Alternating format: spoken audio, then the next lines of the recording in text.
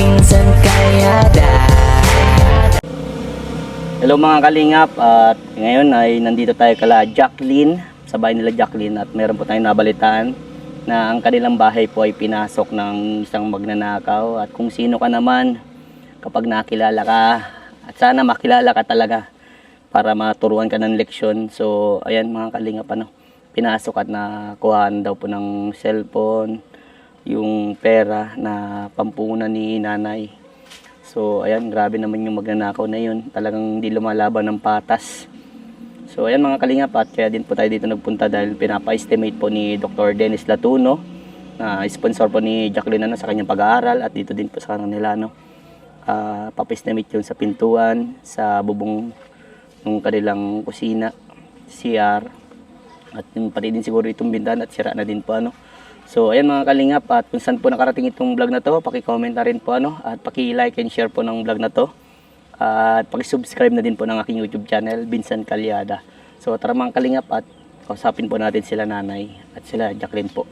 Hello! Ayun, kawayan lang din po kasi walang lakas. Hi Jacqueline! Hello! Ang ganda Jacqueline Ito, kawayan. Ayan sila nanay. Naglalaba. Ay, dalaga na si Ima, Grabe. Saan daw nagpasok dito? Dito po, sa likod. Pambihira nga. Oo nga. Paano ito winasak? Oo, kung nga po niya. Yan si nanay, para makausap natin. Nay, paano pong nangyari? Bakit pinasok kayo? Anong pangyayari yung pagkapasok? Ay, ganito nga. Kami mag-ina natutulog dyan. Nung gabi. Opo. Tapos yung cellphone, nilagay ko sa duro box. At sabi ko, 12:59 na. Alauna. Matulog na kami, matulog na. Alauna na madaling araw. Tapos, ito, naila ko ang unahan. Tira man na bagang pinto. Opo. Oh. Tapos yung kusina, Pinsan Vincent, ang hirap ng lock.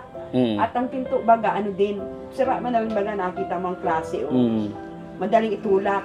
Ngayon, pagising ng 4, sabi ko, bakit bukas ang pinto? Kasi yung lock niya, ang hirap, pinipilit ko talaga. Ang ginawa ko, nilagyan ko siya ng mabigat. Yun ang nilagay ko. Pagising ko, bakit kakubukas ang pinto? Nung hinahanap ko ang cellphone ko sa Durbox, wala na. Kasama ang charger. Pati yung pera ko doon sa pitaka, kinuha din. Pambihira. Oo. Yung pangpunan na Oo, pampunan ko yun. Ako napunan, 1.5 ang napunan ko. Tapos, may natira pa ng paninda. Bininta ko pa yun pagka umaga. Tapos, sabi ko, marimit ako. Nung re-remit ko, nawala ang pera ko sa pitaka. Tapos, ang ginawa ko naman, nagpunta ako kay Joy. Nagkwento din ako na nangyari. Kasi yung cellphone na yun, kay Junjun yung kay Mary Jo yun. Binigay kay Ima. Oo, yung parang pinaglumaan ng cellphone ni Junjun. Opo. Hindi na kay Ima. Para habang ako ay nagtitinda, pag uwi namin sa kita mag-ina dito magsi-cellphone. Ang sabi nga nila, alam mo, mabutit di kayo sinaktan. At kung ikaw ay nagising at nagulat ka, syempre magagalit ako doon sa magnanakaw. Ganong oras? Siguro tulog na kami noon, madaling araw, di ba nangyari? Alauna ako natulog, nagising akong 4. Siguro pinasok kami yung mga alas 2, alas 3. Ay kung may pataliman niya at nagulat sa iyo, nagsisigaw ka dyan. Kung inano ka, sinaktan kayo mag-ina. Hindi lang yung kung ano pang ginawa sa inyo dyan. Kaya sabi nila, ka na lang, ipasa Diyos na lang yung nangyari sa iyo. Ngayon, ang gusto ko baga mangyari, Pinsan Vincent, at kami naman dito nahimik ng nanay, dadalo na lang kami, di ba? Nagpo-boarding mo si Jacqueline. Pinayagan ko siya, nag-aaral. Hindi kami nakikialam, pero yung mga pinto ko, ang magnanakaw kasi, di ba? Kahit anong oras na dating, kaya dapat safety ang mga pinto. Ito nga ang bintahan na, alam mo, kaya itong tanggalin. Kaya nga pat kawain lang ay. Oo, kahit yun nasa kwarto ko, kaya kami pasukin mag-ina. Kasi nun baga kami ditong yung magnanakaw. Wala po nag-alam nanay pagpasok? Ay, tulog naman ng kapitbahay ko kasi ganung oras. Kasagsagan Oo, ng sarap kasagsagan ko ng na ng hilik. Sabi ko, ayoko nang maulit yun. Kasi sabi nila, alam mo, sa ibang pinapasok na magnanakaw, di lang nanakawan, pinapatay pa. Sasaktan kayo. Kasi, parang nabuking mo siya, magsasalita yun. Opo. Uunahan ka na doon para di mo siya mapagbintangan. Kung sa sabi ko, okay lang, total, ang cellphone naman nabibili, ang pera, di ba? Nakuha naman yan. Kaya nga Huwag po. kaming gawa ng masama mag-ina. Ayoko nang ganun kay San Vincent. O si Gemma, di ba? Daradalagitan na. Kaya nga po. Ayoko mangyari na tulog-tulog ako yung anak ko pala. May Ginagawa. lalaki na ditong ginagawang masama. Ay, mahirap. Yun, Mahirap, Mari. buti nga po, nasabi ko nga dito kay Jacqueline, buti wala ka dito. Siya nga po. Mahirap na kasi, dati, Ayun. di ba may parang pinasok kayo, parang, Yung sa bintana, tinokot naman si Gemma. Kami, nakita ko. Madaling araw din yung San Vincent. Di ko nahuli kung sino yon. Pero pinablatter ko yun sa barangay. Kasi mahirap din. Itong ilaw, bukas magdamag. Yung kwarto kasi namin wala ding pinto. Ang hirap baga, nasa sarili kaming bahay, papasukin ka magnanakaw, gagawin ka ng masama. Eh di ang hirap.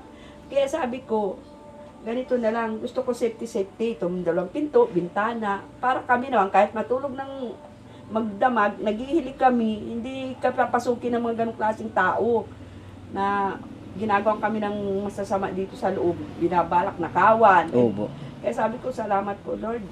Ganun na lang nangyari. Hindi si Gemma pinakailaman, hindi ako nasaktan, hindi kami binugbog o kung anong nangyaring masama sa amin. Yun ang pinapasalamat ko kay Lord. Kaya sabi ko, safety dapat kami dito mag-ina. Dalawa na lang mga kami San Vincent. Siya po. At si Jacqueline naman, nasa boarding house. Buti nga, wala nga, kung naan dito di ba yung kinikwento ko, yung mahirap na. Buti yun, bagay lang. Oo Paano nga, kung oo. kunin ka, Oo. yung parang saktan ka, patayin ka pa. Oo. Di walang mga, Anong laban man namin ang magnanay? laban nyo. Kasi puro kababayan na po Oo, baga kayo oo, dito. oo. Mabilis pa lang po ako magising pag may parang kakaluskus. Mm. Mabilis po ako nabagon po pati ako Mm. pag Tapos, nagigising ako. matapos kang saktan, lalayasan Pero wala ka po na. kayong hinala na Meron kasi akong hinala dito na malikot ang kamay. Pero nandito lang banda, mahirap man baga mambinta kasi di ko Opo. nahuli. Opo. Pero yun lang hinala ko kasi ano din siya, sobrang hirap. Minsan walang makain. Pero napunta po siya dito na... Oo, napunta din. Meron akong hinala, pero ayaw ko siyang anuhan. Kasi, syempre, masama ginawa niya, tatanggi yun. Mm. Ang cellphone kasi, pwedeng ibinta, di ba? Kasi sa kahirapan, pambili niyang pagkain. Malay niyo po, Siguro, may benta kung saan lang oo, dito. binenta. Tapos yung pera, pambili niyang pagkain. Malay niyo po, may benta kung sino dito, tapos malaman kung sino nagbenta, di ba? Oo. Pagtanong-tanong din po kayo minsan sa mga tao-tao. Baka may nagbenta pong Pero gandang alam cellphone. ko, magnanakaw yun. Hindi ko lang nakita akto. Sabi nga ni Gemma, alam mo ma, nag-iyak ito sa umaga, nanginginig. Ikunito ko, ginising ko kasi siya. Mm. Sabi niya, mama, buti ganun lang. Hindi tayo dito dalaw, pinakpok ka ba nakahiga? Kaya nga. Oo, pinag-initan tayo. Tapos, pakanakaw, naglayas na. Bukas ang pinto, basta siya sabi ko, para ba yung sinamantala kami natutulog magnanay? Wala na pong ibang kinuha, cellphone, pera, ano pa po. Yung charger, sinama na din niya. Ang galing galing Oo. magnanakaw yan, ano? Oo, kasi wala siyang i-charger sa cellphone. Pambirang. Oo. So yan Jacqueline, sana maging aral din ito sa iyo, ano? Na gaya ng sabi ko sa iyo, di ba? Na nag-aano ka, nagdo-dorm ka din. Pero kahit may kasama ka, pero babae lang din kasama mo, paano kung gano'n na nga din? Oo. Laging safety safety first. May gate man po yung namin. Tapos may CCTV, mga ganun. Tas may aso din po yung sa harap. Natahol nga po agad yung po may nada. Tsaka yung kwarto po, yung dala po kwarto, may lock din po parehas. So ito, by the way, kaya din ako napapunta dito. At meron pong si Doc Dennis, alam niyo na, kilala niyo naman ba si Doc? Kaya pinapunta po ako dito para magpa-estimate po nung gagawin po dito yung sa pinto niyo na ayusin. Oo. Tapos yung sa CR na bubong. Oo, napicturean na naman sa Vincent. Kahulog yung trapal. Nag-CR ng gabi. Ako naman nagkakape sa lamisa.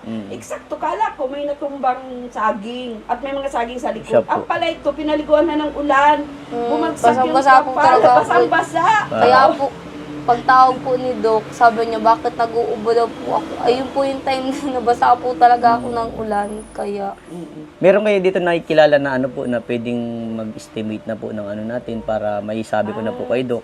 Then after that, maano na po natin, baka pwedeng mapasimulan na pag Kuya, wait bahay na. mo? Oo, pwede. man yata din si Meron man ditong alam ako kaso nagang trabaho din. Si Kuya Wawi mo ba di pwede? Chinat ko. Ano sabi? Chinat daw niya, Yun, Kasi kumapit ka na dito. construction din siya eh. Opo, baka may ano po na kahit mag, ano muna po, estimate lang muna po. Para pag kung sakaling, malalaman natin kung magkano yung presyo, isasabi na po natin kay Dr. Dennis. Ano Thank you po, po, Doc.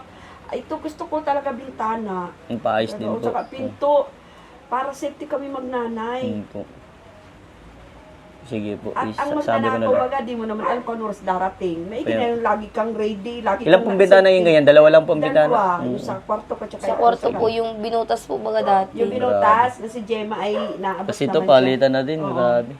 Sa Kapinsan Vincent yung banyo, nandun ay trapal ang nakalagay. Sige, sama mo nga ako, Jacqueline, tingnan natin. House tour. Buksan na alat yung pinto, makikita ang labahan. Pinalaba. Nilalaba. Ano po, tinagkalabaga po ni mama yung mga pawid ayot. Napapuwing na po kami. Ay, oo nga. Matindi nga, oh.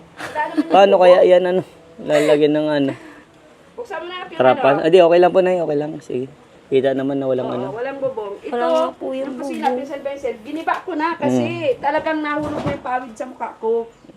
Tapos, babagsak Papalagay na lang din dito ng ng annex na bubong. bubong Diyan para sa po kusina. yun, Sabi din daw ni para sa kusina ninyo, para sa lutuan. Oo. Dito, mapusti pala dito, Ay na nga Tapos po yung ang platuhan niyan po. dito, paano yung, nyo sa bahala ng yan. Alam na ng mga panday yan, kung paano. Pawid po kasi yun baga dati. Pawid. Vincent, itong pintuan ko talaga, Ito ang pintuan Sige daw po. ko. Yan. Paano daw kayo? Tingnan mo naman itsura. Talagang, Oh. maganda pala talagang klase. Nailusutan lang pala talaga. Ito, kapapako lang siguro itong na to. Oo, malalagay lang. Yun, kaya pala talagang mapapasok talaga kayo, Nay. Pag naabot naman talaga, hindi makakapasok siya. Buti hindi ninakaw si Ima. Mabigat naman yan. Nabigat. Oo, mabigat. Kahit na, yung ang baboy nga nakukuha. Sige, ano natin kay Doc po, O, ano po naging aral po sa inyo yan, Nanay? Lagi mag-iingat na. Tapos, lagi safety sa bahay. Tapos, isipin lagi na ligtas. Opo, at laging isipin, huwag magtitiwala sa ibang yan, tao, tama. Oo. O, ikaw naman, Jacqueline, ano naging aral sa iyo? Na ganito. Nung nalaman ko nga po na nag-chat po sa akin si Tito, sabi ko po baga sa inyo, kakagising ko lang. Siyempre po, nag-aalala din po ako kala mama. Si Ima po talaga iniisip ko, dalaga na po. Ay, baka kung mapaano, ganyan. Tapos kami man po doon, nagdo-dorm po. Siyempre po, naisip ko din na kailangan din po namin magdoble ingat, lalo na po, puro po kami doon babae. Kahit secured po talaga yung mga lock namin. Dapat po, di po talaga magtitiwala kahit kanino. Tama. Hindi mo kilalang tao ba? Yes. Ayun po, unang-una po, nagpapasalamat din po ako kay Lord kasi gamit lang po inawala ka naman at wala din pong nasaktan. Tapos kay Kuya Vincent po, thank you din po kasi yung bilis po ng action niya po. Ayun po, maraming salamat po. Simula't simula po, lalo na po din kay Doc po na ayun po, di po tumitigil sa pagsuporta sa amin. Maraming salamat po talaga. Naiiyak. Naiiyak. Ba't naiiyak? Vincent, baga, siyempre, mga anak ko bagay, siyempre gusto ko ligtas sila. At, natutuwa ko dahil kay Doc. Nakakatulong siya sa amin. Unang-una, may nabibili dito, may napapaayos. Saka si Jacqueline, natutulungan niya. Sa pag-aaral. Oo, malaking Jacqueline? tulong ni Doc. Kamusta pala pag-aaral mo? Okay naman po. Gaya ng sabi ko ba sa'yo, na magsumikap mag-aral. Dahil kapag nakapagtapos, mas maganda pa dito sa maging bahay niya. Kailan anak pasok mo? Mapasok ka na. Nagsimula na ako ng Lunes. Nagsimula ka ng Lunes ng pasok? Yan, galingan mo lang, ha? Thank At you po, maghanap po tayo na ngayon na mag-i-estimate po dito para sa bahay. Papunta na po si Kuya. Sige, hintayin na Sige, natin. yan. Yun na lang natin, gagawin natin karpintero. Salamat po sa inyo. Doc, salamat po. Hindi kay tuwang-tuwa po ako at kayo po ay di talaga sa amin nagpapabay, nagsasawa. Kaya dasal ko po kay Lord, umaba pa ang buhay nyo. Lagi kayo ligtas, mag-ingat. God bless you. Kayo po ang parang namin ni Jacqueline, lumalakas ang loob namin. Kasi Yan. parang may pag-asa pa kami sa buhay. Yan. habang may buhay, pag-asa. Thank you talaga po, Dok. Ilang beses po kung magte-thank you kasi simula po talaga, lalo na po yung gasol po, di ba po dati nag-aama po kami, para po kami ditong sinusuob pag nagluluto. nakakatuwa. Ngayon po, yung may gasol na po kami. Mabilis na Malulutuan na po si malalo na po pag natinda si mama. Yun po, kay Doc lang po yun na ano yun. Kaya maraming salamat po talaga. Tapos ano po, pangako po na magtatapos po ako ng pag-aaral para din po kala mama, sa tulong niyo din po yan, kay Kuya Vincent, na nandyan po talaga simula. Grade 10 pa po ako hanggang ngayon po na first year college na. Yung thank you po talaga. Yan, o, sige. At papalam na natin ito kay Doc. Salamat sa inyo. O, fist bump na ako. Fist bump. O, Ima, fist bump. Kuya Vincent. O, pasa na si Ima. Fist bump. Yan. Okay, bye-bye. Bye-bye. Bye-bye po.